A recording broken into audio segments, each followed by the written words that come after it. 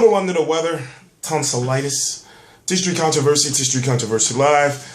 Chris Eubank Jr. 159 3/4. Dmitry Nightwolf Chudinov 159.5. I'm T-Street Controversy. This is T-Street Controversy Live. Please subscribe. We're going to talk about some boxing. So bear with me. I'm having some I have inflamed tonsils. Yeah, I'm a pretty sickly human being. But today, here right now, February the 27th, 2015, stop beeping your heart! I know they can't hear me. But anyway. I think it's about to be a fight. Thought we was going to have a World Star moment. Anyway, Chris Eubank Jr., listen, I know sometimes it seems like I'm always giving him shit, but at the same time, I look at it like this. If he beats Dmitry Chudinov, then I'm going to give him credit for beating someone who's ranked higher than him. And also, Dmitry Chudinov is not bad, even though, yes, I understand his biggest test was against Patrick Nielsen. Yes, and I understand he's not undefeated, but still, you're not going to see Chris Eubank Jr. doing all the, you're not going to see him doing all that against this guy. Just like he wasn't doing all that against Billy Joe Saunders. But what we want to see from Chris Eubank Jr. is exactly who is he? Is he a phone booth fighter? Is he a pressure fighter? Is he a boxer? I don't see him as being a boxer. We know his main punch is the uppercut. We know he could have won the Billy Joe Saunders fight, but he lost. He lost, he was defeated, but he could have won the fight. Now, when we look at Dmitry Chudinov, what do we call him in the United States? We call him a phone booth fighter. We call him the type of fighter that he's only effective if you're right there in front of him, and he's not very good at cutting off the ring. So therefore, when you put these two fighters together, somebody's going to get knocked out, somebody's going to get beat up. Now, the winner will most likely be facing Danny Jacobs, and well, Danny Jacobs outside of, okay, put it this way. It's for the WBA 160-pound interim title, meaning that you got Danny Jacobs is the WBA world. Chudinov and Eubank Jr. are fighting for the interim WBA world. You got Gennady Golovkin, who's the WBA super world. Danny Jacobs, so in my opinion, Danny Jacobs is most likely who Chris Eubank Jr., if he was to defeat Chudinov, is going after. And then sure knows, Al Heyman would love to match up a Danny Jacobs against Dmitry Chudinov on some PBC or on NBC or Spike TV or ESPN or CBS or wherever. So, oh man, you gotta understand, this tonsillitis shit ain't no joke. It's bad, it's bad.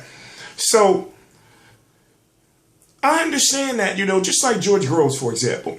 I understand that I may seem too critical, but I'm one of those boxing fans it's like this. You got to show me something. You got to show me something, and then I will give you full credit when credit is deserved. So therefore, for a guy like Chris Eubank Jr. to lose to Billy Joe Saunders and then taking another tough fight, I don't care if you don't know Dmitry Chudinov or not. It's a tough fight. For him to take that fight, in my opinion, shows me that, okay, he's taking another tough challenge and not going back down and beating up on those guys, racking up another 5, wins in 1 year or whatever it was, doing all that stuff, to where actually he's in a chance to actually, he's fighting someone, with notability. He's fighting someone that he should be fighting. And also, look, he's going after an interim title. So, I've been hearing people say, well, he's fighting Chudinov, who's Chudinov. And I'm thinking like, yo, for one, Chudinov is ranked. Even though he's got 2 draws on his record, he's still won. Well, put it this way, I don't consider a fighter undefeated if they have draws. That's just my own personal opinion. I understand, that, listen, if they don't have any O's, if they have an O on their record, then they're undefeated. But I'm just saying, a real undefeated guy like me, for me, is a guy like Floyd Mayweather. That's a guy who's undefeated. To whereas in, and I know I'm just using that example, a guy like him, Deontay Wilder, where they don't have no, 32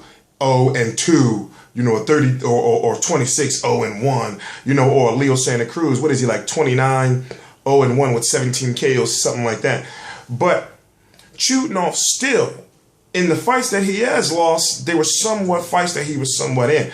But he's kind of a prototypical fighter, to whereas in you can say, well, if you put a boxer against him, a Billy Joe Saunders would beat a Dmitry Chudinov easy. To whereas in a Chris Eubank Jr., whose styles tend to, styles make fights, who tends to, like, those two styles would mesh and somebody's going to get beat up pretty much. So, like I said, if he defeats Chudinov, and in the fashion he defeats, Chudinov, I'm going to be right here. Yes, I know. Like, I wish I can, describe. Okay, put it this way. On a scale of 1 to 10, the pain right now was about a 7. It's bad. It's bad.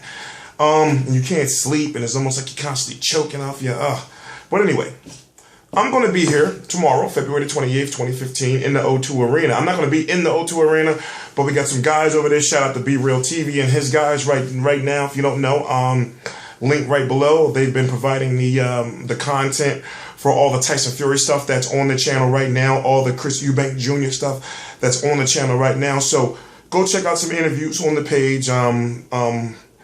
We got, what else? I got some workout footage. The quality's a little bad, but we fixed it.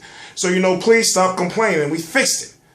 T-Street Controversy, T-Street Controversy Live. Shout out to realcombatmedia.com. Be Real TV, T-Street Controversy, T-Street Controversy Live.